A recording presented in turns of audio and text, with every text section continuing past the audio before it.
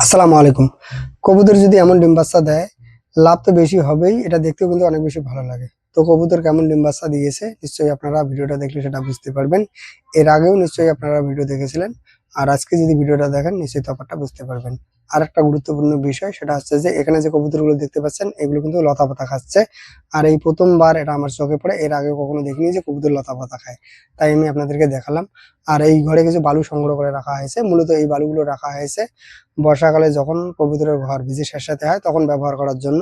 আর এই বালু কিন্তু বর্ষাকালে যখন কবুতরের ঘর ভিজে স্যাঁতস্যাঁতে হয় তখন কিন্তু খুব ভালো কাজ করে।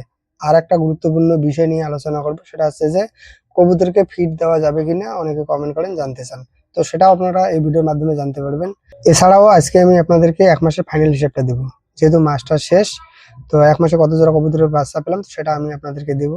প্রথমে এখানকার কবুতরের ডিম আর বাচ্চাগুলো দেখে নিই, তো তারপরে আমি আপনাদেরকে কত জোড়া কবুতরের বাচ্চা পেয়েছি তো সেই হিসাবটা দেব।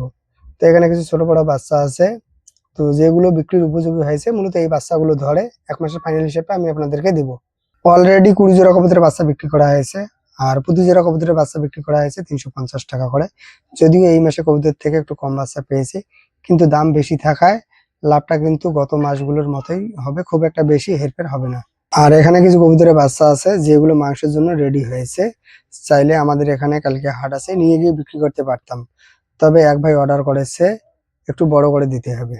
তো আমি এই রকম সাইজের যে বাচ্চাগুলো আছে এগুলো ধরে আজকের হিসাবটা করব, ছোট বাচ্চাগুলো ধরবো না।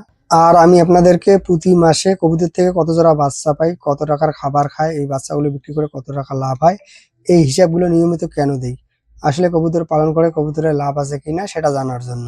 কিন্তু এরপরও অনেকে বলে যে কবুতর পালন করে কবুতরের কোনো রকম লাভ নাই। মূলত এই কথাগুলো তারাই বলেন যারা আমার ভিডিও নিয়মিত দেখেন না, কিন্তু একটা ভিডিও দেখেন আর একটা ভিডিও দেখেই মন্তব্য করেন। কিন্তু আমার ভিডিওগুলো যারা নিয়মিত দেখেন তারা অবশ্যই জানেন আসলে কবুতর পালন করে আমার কবুতরের লাভ হয় কিনা। তবে অনেকের যে কবুতর পালন করে কবুতরের লস হয় এটাও কিন্তু অস্বীকার করা যায় না। কেননা অনেকে কমেন্ট করেন যে তাদের এখানে কবুতরের বাচ্চার দাম অনেকটাই কম। এক ভাই বলেছে যে তাদের এখানে কবুতরের বাচ্চার দাম 100 টাকা জোড়া। আর এই 100 টাকা কবুতরের বাচ্চার জোড়ায় কবুতর পালন করে কবুতরের লাভ করতে পারবো কিনা, যেখানে খাবারের দাম অনেকটাই বেশি। তো এমনটা যদি হয় তাহলে কিন্তু কবুতর পালন করে সেক্ষেত্রে কিন্তু কবুতরের লস হতে পারে। আর যেখানে আমাদের এখানে খাবারের দামের একটা লিমিট আছে, এর পাশাপাশি কিন্তু কবুতরের বাচ্চার দাম অনেকটাই বেশি। এখন যেমন আমাদের এখানে কবুতরের বাচ্চার দাম 300 থেকে 350 টাকা। তবে বৈশাখ মাস পড়লে এই দামটা আরো বেশি হবে, 400 টাকার মতো হবে। তবে সারা বছর কিন্তু এই দামটা থাকে না, চৈত্র মাস আর বৈশাখ মাসে থাকে। আর অন্যান্য সময়গুলোতে মোটামুটি 250 থেকে 300 টাকা এইরকম একটা দাম থাকে। মূলত এই চৈত্র আর বৈশাখ মাসে যে পরিমাণ বাচ্চা চাহিদা থাকে সেই পরিমাণ বাচ্চা না পাওয়ার কারণে এই দামটা বেশি হয়ে থাকে। সাধারণত এই সময়গুলোতে কবুতরের একটু প্রোডাকশন কম দিয়ে থাকে। এছাড়াও কবুতরের বাচ্চার বিভিন্ন সমস্যা, যেমন পক্সের সমস্যা, ঠান্ডাজনিত সমস্যা, এছাড়াও কবুতরের বুক শুকিয়ে যাওয়া, তো বিভিন্ন কারণে কিন্তু কবুতরের বাচ্চাগুলো মারা যায়। যার কারণে কিন্তু এই সময়টাতে কবুতরের বাচ্চার দাম অনেকটাই বেশি। তো আমার এখানে কিন্তু আল্লাহর রহমতে তেমন সমস্যা হয় না, যদিও চৈত্র মাসে প্রোডাকশন সামান্য কম পেয়েছি। কিন্তু বর্তমানে যে পরিমাণ প্রোডাকশন দিয়েছে নিশ্চয়ই আপনারা ভিডিওতে সেটা দেখলেন। আর এই জন্যই কবুতর পালন করে সারা বছরে আমার কম হোক বেশি হোক লাভ কিন্তু হয়। কবুতরের লাভ আছে যদি জেনে বুঝে সঠিকভাবে পালন করতে পারেন তবেই।